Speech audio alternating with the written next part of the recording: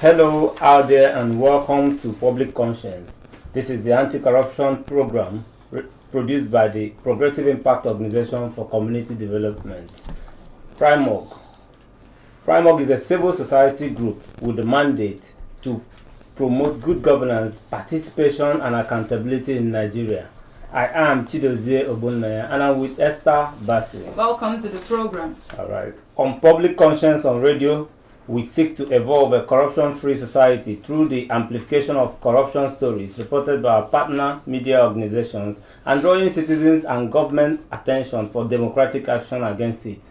We also promote integrity by focusing on rare cases of the display of honesty by public and private individuals in the course of their activities. This program is supported by the MacArthur Foundation. On today's program, we will be looking at about 2 decades of corruption at the Niger Delta Development Commission (NDDC) and a forensic audit report revealing that no fewer than 12,000 projects were abandoned by the commission from 2001 to 2019.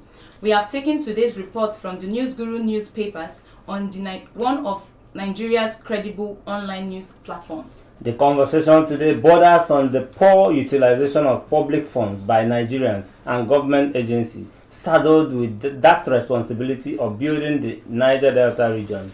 Most Nigerians are aware of the rot in the NDDC, especially people from the Niger Delta region can relate more with the hardship caused by years of embezzlement and diversion of funds meant for the contract. But a bit of good news is that the report of the forensic audit ordered by the President Muhammadu Buhari is out and awaits its immediate action. Be ready to join us through phones and text messages in the course of the conversation. The WhatsApp phone line to send your message is 0902 265 6167. That is 0902 265 6167. This is for messages only. So please begin to send your messages as soon as possible to 09022 656167. The numbers to call will be given shortly. Before now, the NDDC was said to have been under the shackles of politicians and powerful contractors who held it to ransom since it was established in 2000. And campaigns against the rot in NDDC were intensified by well-meaning Nigerians. PRIMOG and its partner media organizations sustained the tempo of the campaigns in a bid to see the reign of corruption at the NDDC come to an end. As a citizen, what is your expectation now that the forensic audit report on NDDC exposed that over 12,000 projects was abandoned by NDDC since establishment?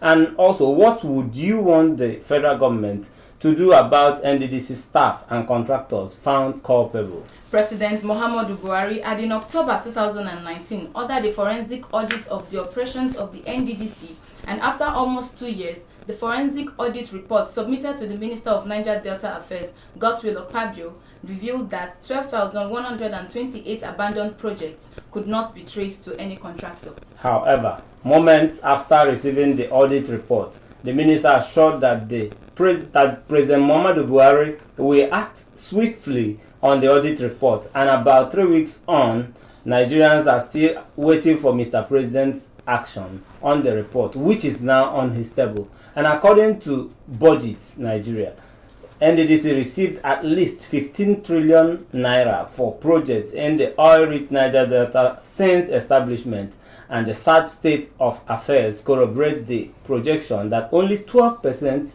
impact has so far been achieved by the humongous public funds deployed in the NDDC since inception. For better understanding of the implications of the NDDC audit report and the need for government to expeditiously bring all perpetrators of corruption to account, we have in the studio Regional Editor North, the News Guru newspaper, who will join us soon, Emmanuel Ovoakpore, and the Program Coordinator at Action Development Integrated Center, Social Action, Isaac Boti.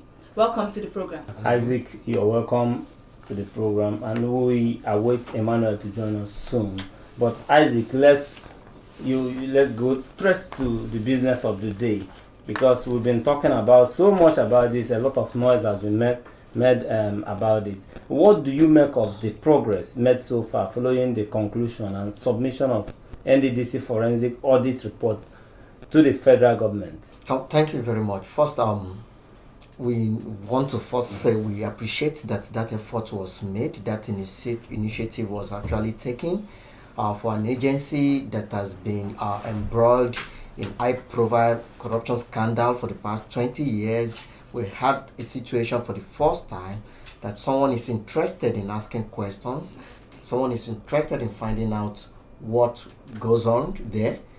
For us, it's a progress, and the fact that the initiative was taken, the audit process was established, and it was carried through was also a good progress for us. However, in terms of concluding the reports and submission, of course, we actually had concerns or our own issues with the audit process because we feel that the audit process actually wasn't the way it should be.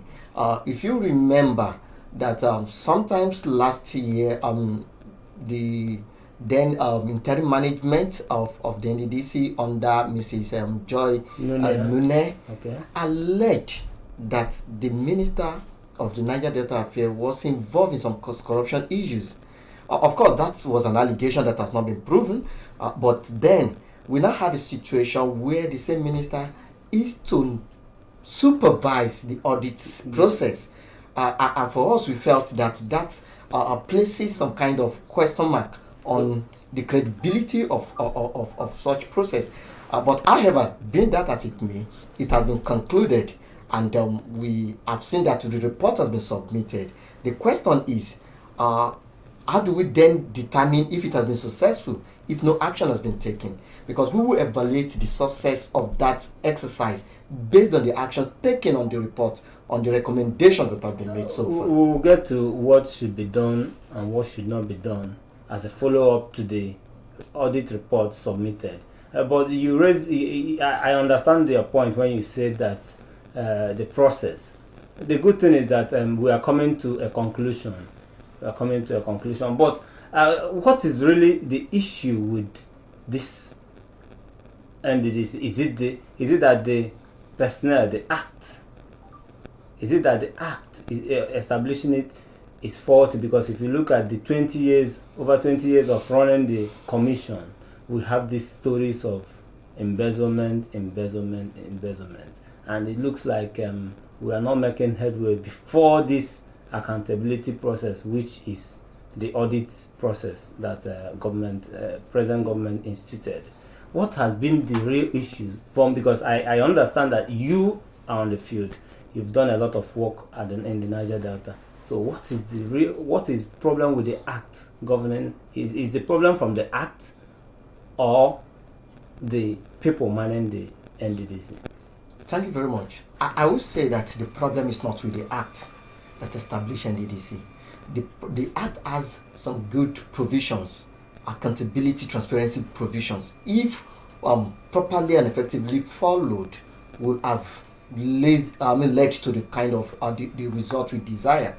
But the issue is with the management. For instance, let's look at the situation since 2017, when the commission has not gotten its board established. You will discover that things were done haphazardly. You see procurement process being flouted. You see a contract being awarded without following the due process.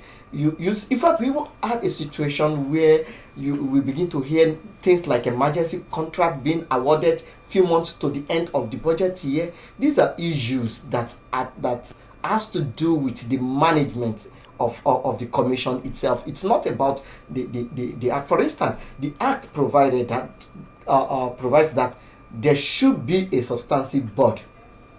But for years now, we've not gotten this board. And we know that the board has a significant role, particularly in oversighting the operation of the commission. But where the board is not there, who is oversighting? So the interim management is just at liberty to do whatever they want.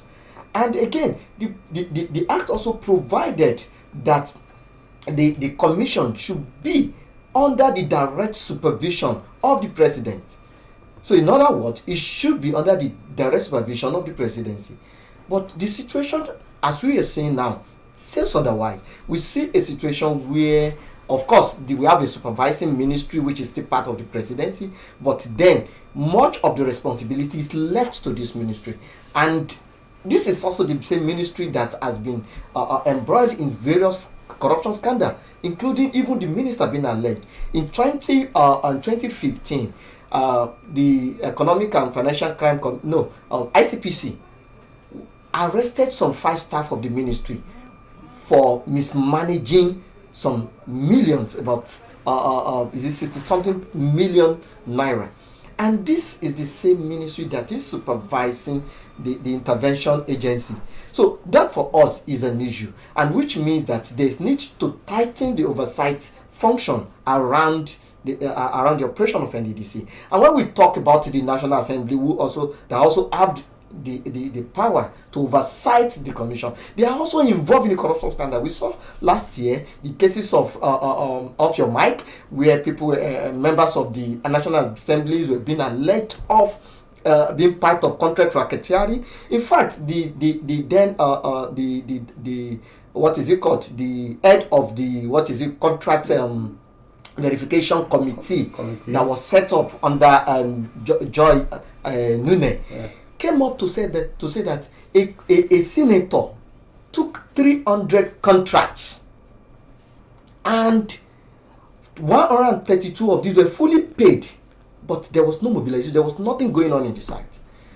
And it was like there was a lot of this, and that they've been alleged severally that being involved in the contract racketeering and corruption in this system. So you can now imagine if those who are expected to tighten the oversight function around the operation of NDDC are involved in the scandal. So these are the issues, these are the gaps in the system that is revealing this kind of situation that we are witnessing now. And I must say that we are optimistic that maybe the audit report and the formation of a board will address some of these issues. But Boti, yeah, past and present governments have failed to take advantage of several audit reports in tackling corruption. What is the impact of government's inaction to corruption reports in Nigeria's development? Thank you very much. To be frank, the impact is enormous. It has a negative impact on the issues on tackling issues of corruption in Nigeria. First of all, why do we do audit, for example? The idea is to be able to ensure effective utilization of financial resources that are meant to promote development. And we know that effective management of financial resources forms the basis for good governance. And to achieve good governance means that we need to ensure that transparency and accountability is in place. And the audit process, for instance, provides that platform to ensure that we have an effective and a transparent system, and that accountability tenets are followed to a great extent. And then when this report is out, what do we expect to see? We expect the audit report, for instance, to point out some of the gaps in the system, to point out some of the shortcomings where procedures are flouted, to point this out, and also come up with concrete recommendations on how to address these gaps, which include blocking loopholes and putting in place even policy frameworks to guide against future occurrence of such mismanagement as may be identified in the report. But when this report is out and nobody is taking action on it, the exercise becomes a futile exercise. For instance, the audit report itself will not achieve anything if there's no political will to implement some of the recommendations. And look at concretely interrogate some of the issues it pointed out. But we have a situation where reports, including not just audit reports, several other reports. I will help you with that. Auditor General report, we have pile up of them. But the recent one is 2019, which is out, which is before the National Assembly, which may take another 1 year of review and all of that. Let me draw your attention to this, because the NDDC is said to be the pipe drain of the development funds for the Niger Delta area. And it appears that the people themselves are involved in this corruption. many of the contractors are from Niger Delta. What do you have to say about this? You see, for me, I wouldn't. Of course, while we recognize the fact that yes, they will give contracts to contractors in the Niger Delta, but we should also understand that where the system is faulty, contractor misbehaves. We have a system that has allowed impunity. We have a system that has allowed contract racketeering. You get contracts, you go away with the money, you do nothing because you paid quotas to some persons here and there, and nobody's asking questions. So that it's given to the Niger Deltans. It's not an issue.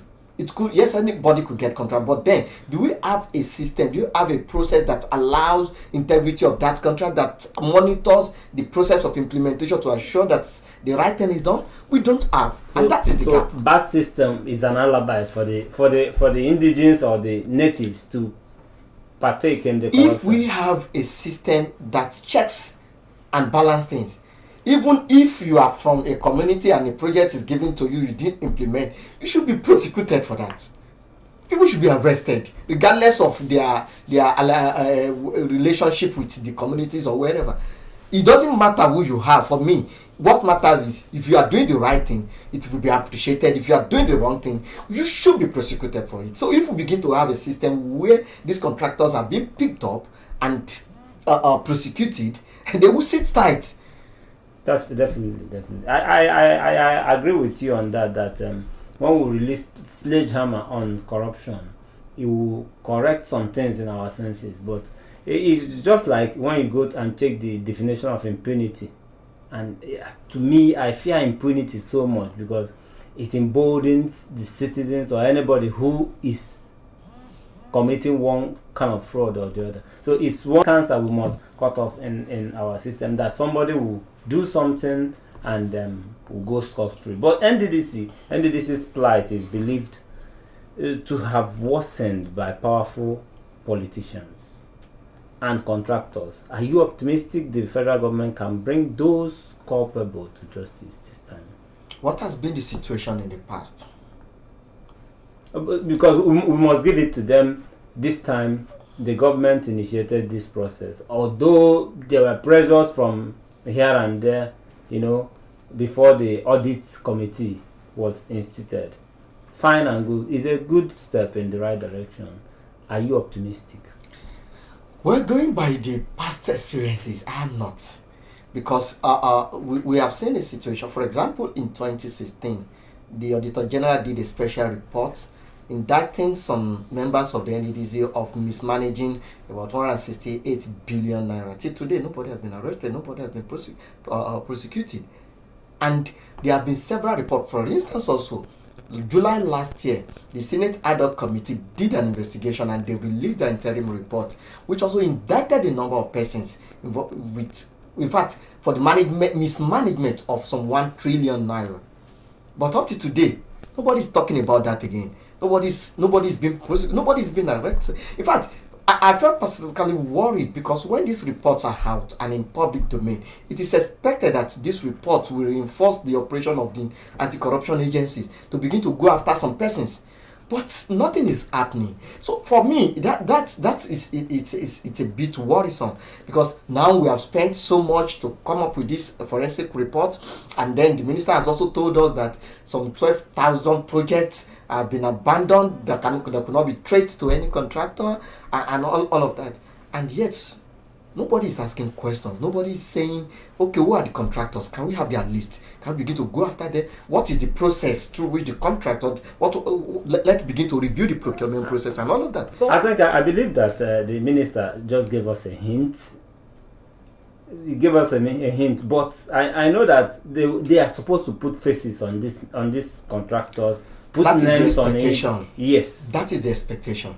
We want to see a situation where the list of these contractors is out. Who are those approving the payment? Because if you look at it, for instance, the Senate ad hoc report says that even the NDDC doesn't have a procurement department. That procurement is carried out by the Director of Administration, which is against the provision. An aberration. Yeah. And where you have this kind of a situation, who do you hold? So let's begin to bring pinpoint persons, individuals who are involved in this process.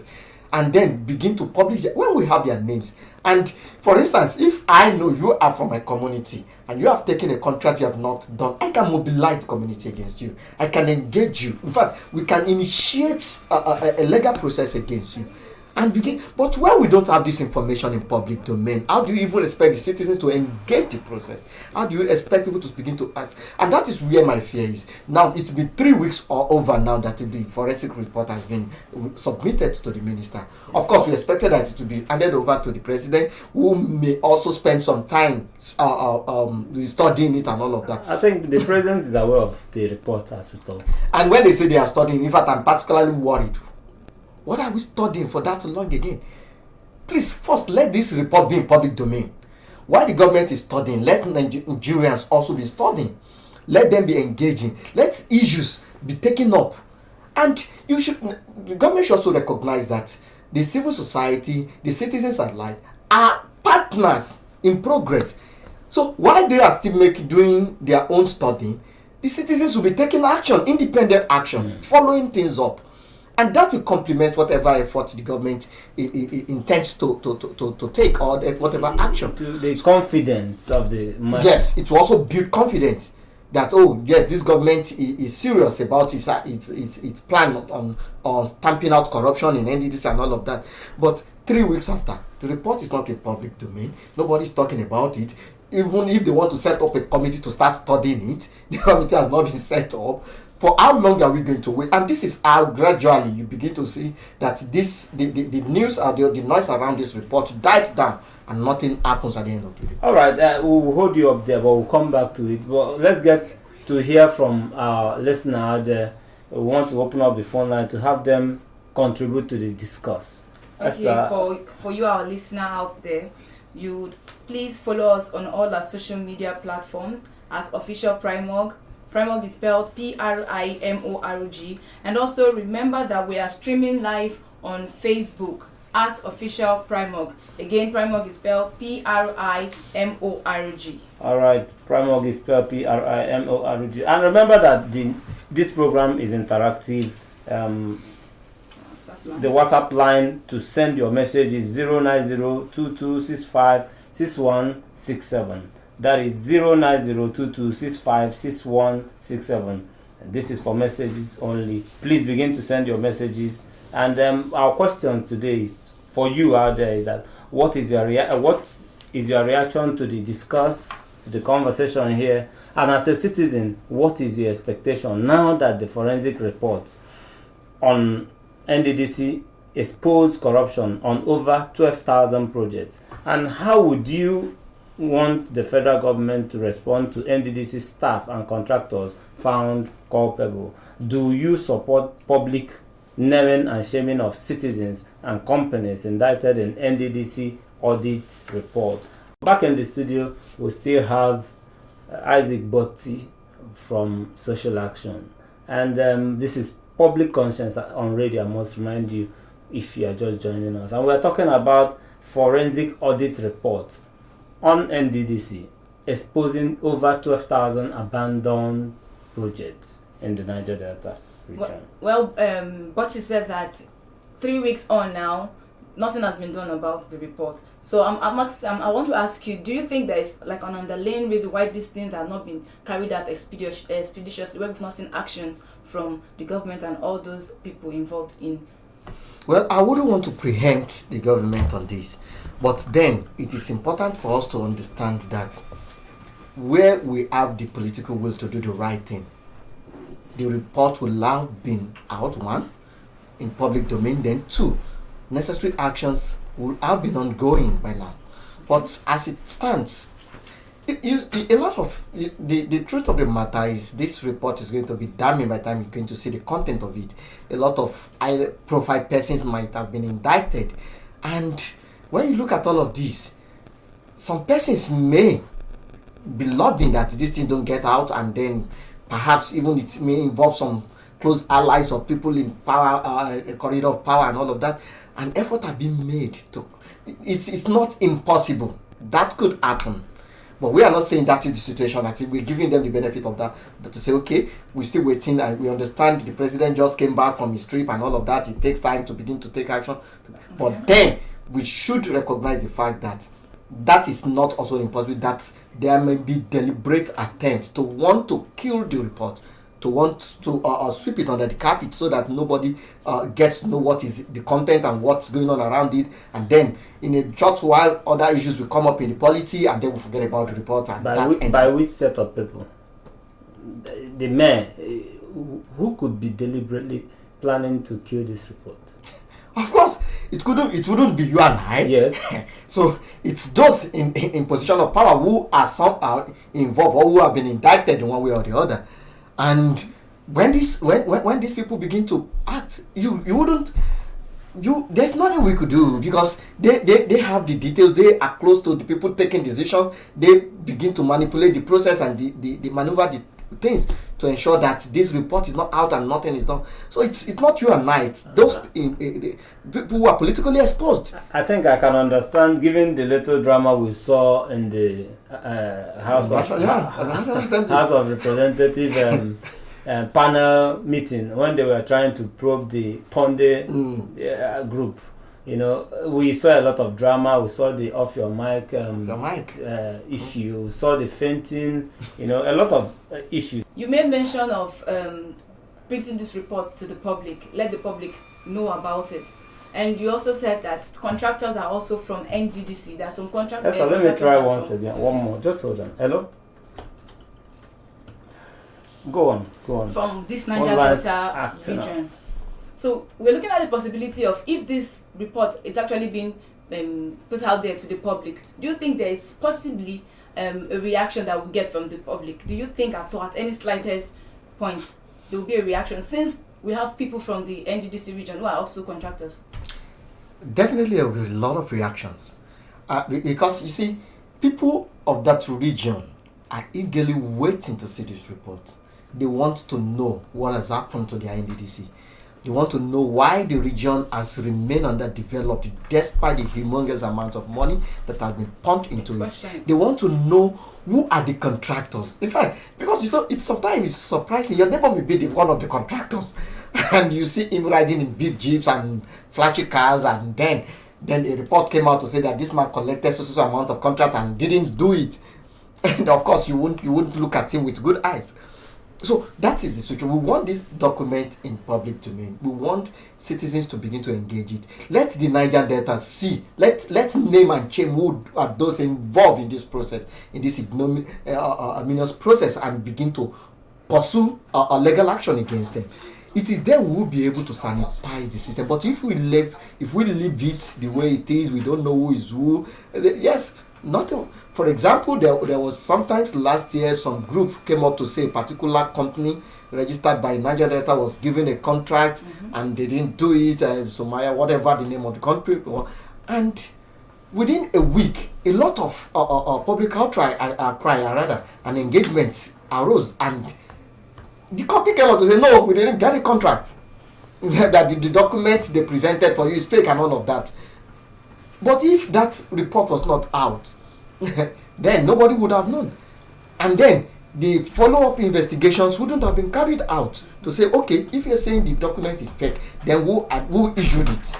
And then begin to trace it to the procurement unit, to the administrative unit, to say, oh, it was even a staff on behalf of the, all of that. So those are the kind of issues that we see. And again, when we make this open, we'll also reduce that the impunity or the flagrancy with which people perpetrate corruption, because they know. We'll hold you there because we have Emmanuel. We have Emmanuel joining us now. All right, thank you for joining us. And what is the implication of the release of the forensic audit report at the NDDC after years of public clamor? Well, the report so far to me is wishy-washy, because you can't say you could not trace 12,108 projects to contractors that they awarded contracts to. To me, that report is not what the president should look on there in the first place, because if 12,108 projects accounted for in that report. There's something wrong with the report. Are you trying to say that in the last 20 years that NDDC was established, that they executed close to 200,000 contracts, that out of the so-called, let's assume, 200,000 contracts, 12,000 could not be accounted for? And that report is something the president should not even look at twice because something is wrong somewhere. And it's either the auditors have compromised somewhere along the line, or people just went out to do nothing. What's so special about the report? That they could not account for 12,000 contracts that were actually awarded. So they awarded the contracts to those. That's the implication. All right, and I must mention for anybody that is just listening to us now, Emmanuel Ovapore is the regional editor, not the News Guru newspaper. Emmanuel, let's go on quickly. The audit report is with over 12,000 instances of brazen criminality, contract scam, and embezzlement, which you have told me that is wishy-washy now.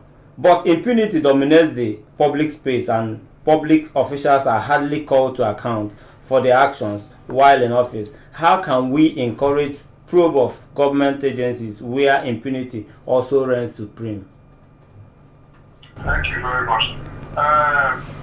Let me start with structures that they are put in place, the EFCC, the XP, and the rest. If they are giving them weapons to fight, they can do something. For instance, in 2010, Mrs. Farida was the then EFCC chairperson, told Jonathan that she needs a special court to try corrupt officials. In Ghana, they will have special courts that will try corrupt officials. In Ghana, that are close by to Nigeria, that if you have such courts, these people will change their mindset. If you have special courts designed specially to try corrupt officers, within a short period they will be speaking delivery of judgment, and people will know that there are courts there that can take care of their issues without wasting time. So if we really want to fight the impunity within the system, we have to first of all, as I put it, give enough weapons to agencies fighting corruption. Because as it is now, EFCC, once you go for plea bargain, they will say you should go and all that. But that is not the issue. The issue at stake here is that people are just doing things the way they want and they go scot-free. Okay, so go ahead. Go ahead. And they just go scot-free. So if you have courts that do try people, especially for corruption, all these things will take shape. People will know that if I take this money, if I don't give account of this and that, the special court will try me and I will go to jail. But in the situation where people will just come and say, okay, people should go for plea bargain, they go to the court and say, okay, I will first transfer amount and let them go scot-free. You can't do anything. You cannot do anything. At the end of the people will continue to make the system dry. So the creation of special courts will bring checks and balance. Of course, yes, they are good to Ghana here, and that's what they do in Ghana. In Ghana, so there's corruption. But because there are special courts trying people, ministers and the rest, go to jail. As a media outfit, what will the News Guru do extra to ensure government swiftly take action against individuals and contractors the audit reports indicted? You are referring to the audit report. Yes. You know, the audit report has already revealed that 12,000 contracts cannot be traced, right? Yes. As a newspaper house, as a media outfit, what will you do to ensure that government acts to this report?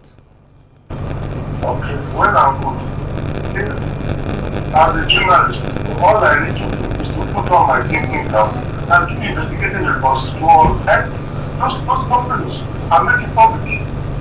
So as people are ready to see what to even get those companies that you mentioned in the report, for to get a still need insider to get such information. If those insiders have been compromised, how do you get information? So we have to go the extra mile.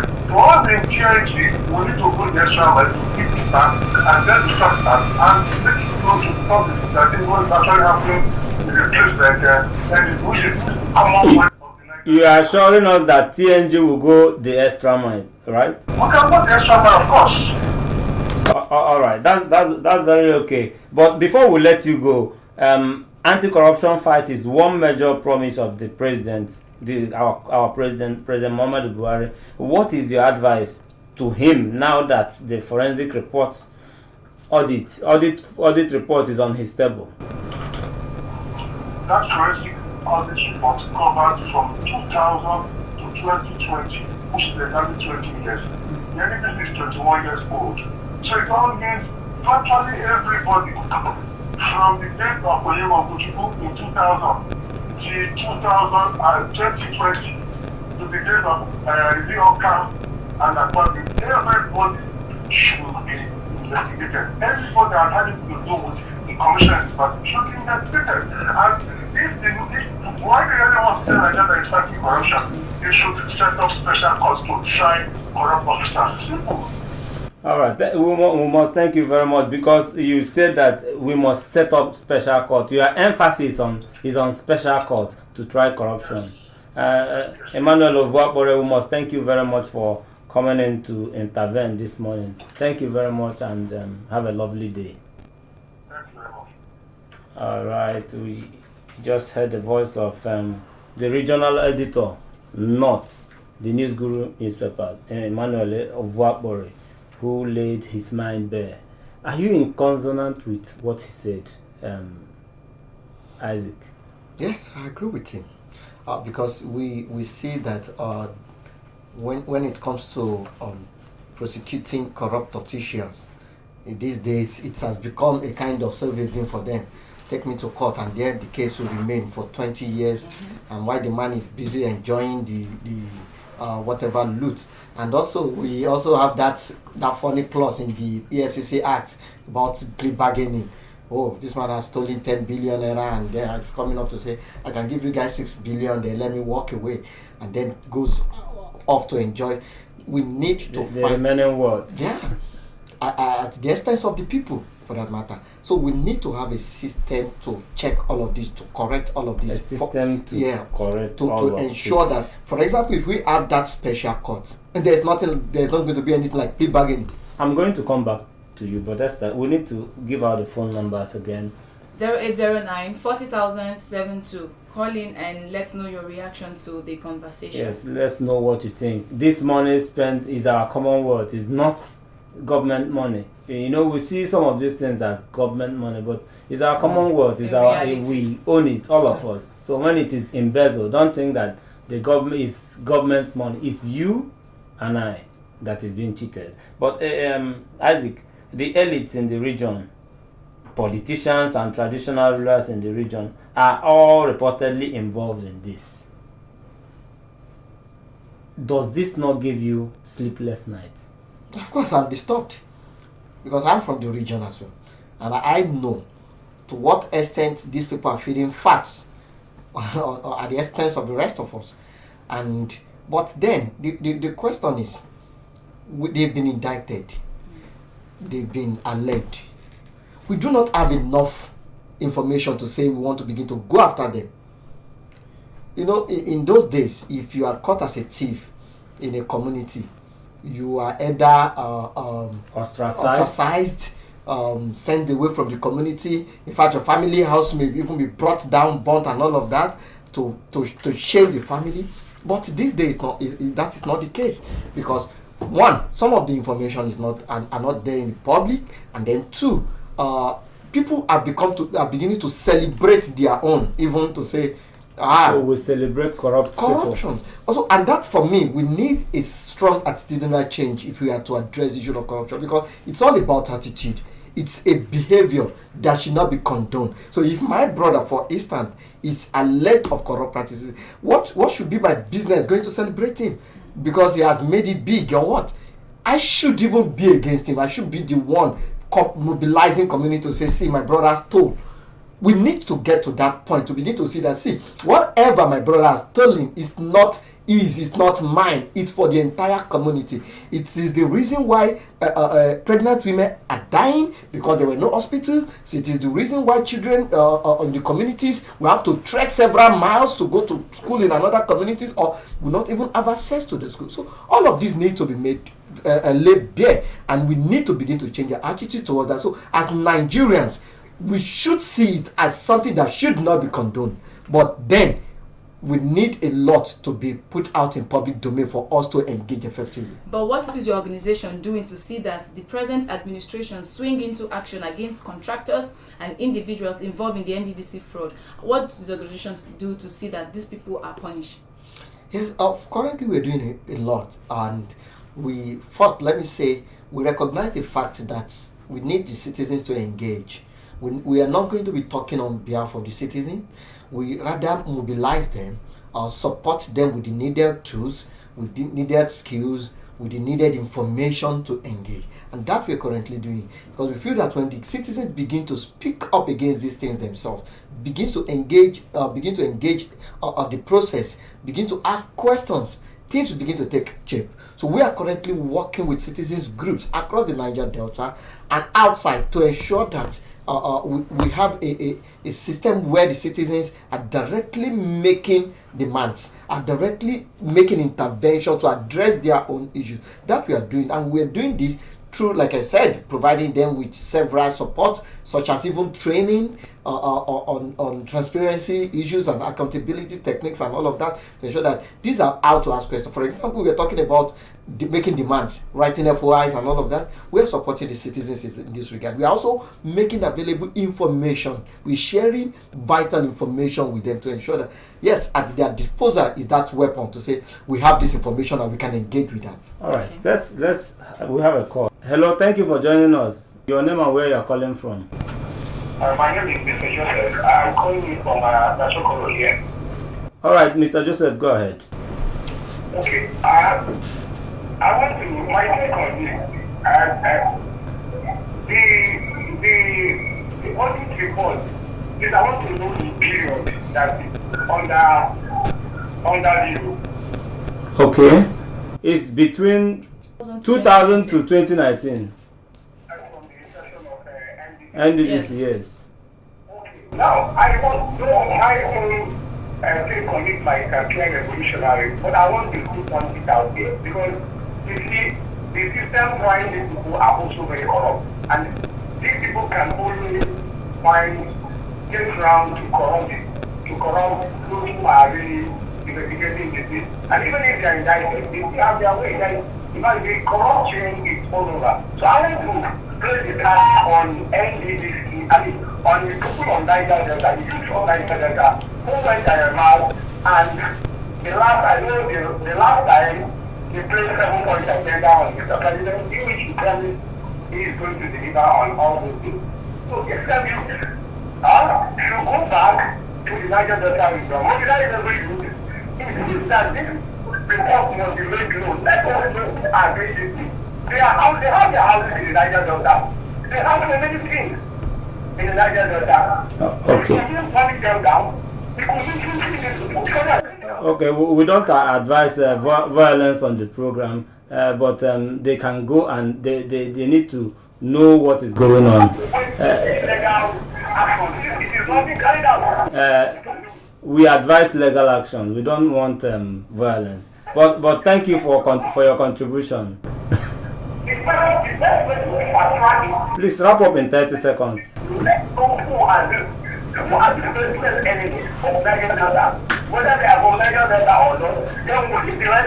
All right, we'll leave it there with you. Thank you very much for calling, and our time, we are pressed for time. If not, we would have allowed you to continue your take, but we must wrap up now. Your last word, and as you wrap up, just in 30 seconds, what is your charge to the President Muhammadu Buhari's government on advancing Nigeria's anti-corruption fight with the time left in his tenure?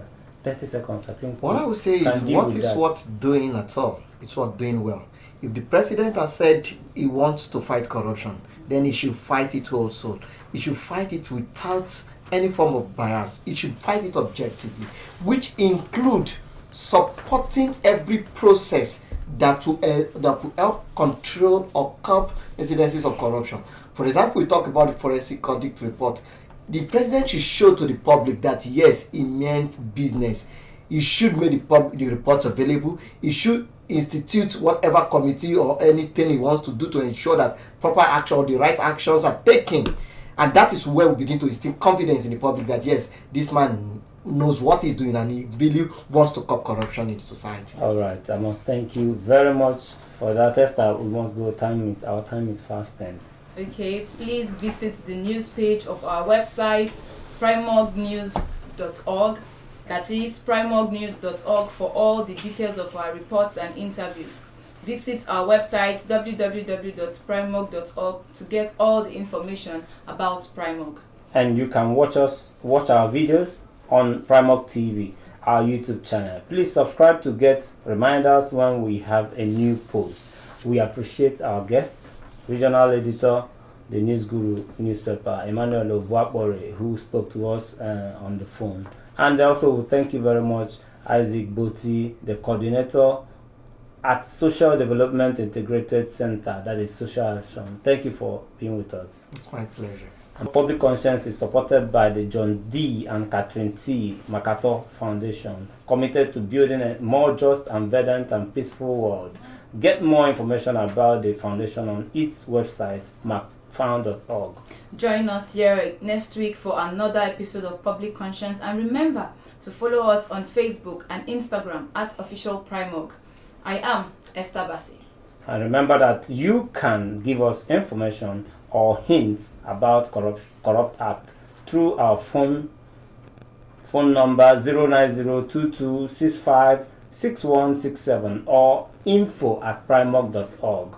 I am Chidozie Ogbonna. God bless you.